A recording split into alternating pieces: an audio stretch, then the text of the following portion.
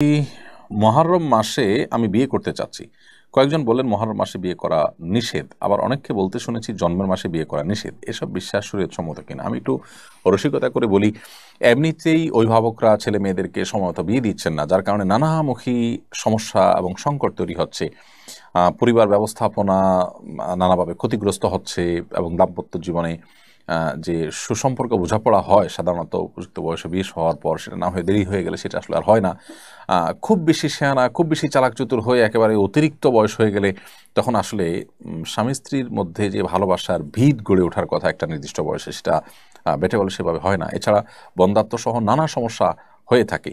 তো এমনিতেই প্যারেন্টসরা আপনার এই ভোগবাদিতার কারণে, আপনার জাগতিক নানা ইস্যুর কারণে তারা তাদের সন্তানদেরকে যথাসময়ে বিয়ে দেন না, দিতে পারেন না। এর মধ্যে আবার মহররম মাসে বিয়ে করা যাবে না, তারপরে জন্মের মাসে বিয়ে করা যাবে না। অনেকে বলেন যে কাটা চাঁদে বা আপনার কোরবানি মাসে বিয়ে করা যাবে না। তো বছরে যদি 2-3 মাসে বিয়েই করা না যায়, তো বিয়ে মানুষ করবে এটা কখন? আসলে এরকম কোনো কথা কোন হাদিসে বলা হয়নি। বিয়ের ক্ষেত্রে এমন কোনো সময় নেই যে এই টাইমে বিয়ে করা যাবে না। শুধু এহরামরত অবস্থাতেই, হজ বা আপনি ওমরার জন্য যখন এহরামরত আছেন ওই সময়টাতে মুহরিমের জন্য বিয়ে করা নিষেধ, এবং সে বিষয়ে আমাদের ইখতিলাফ রয়েছে।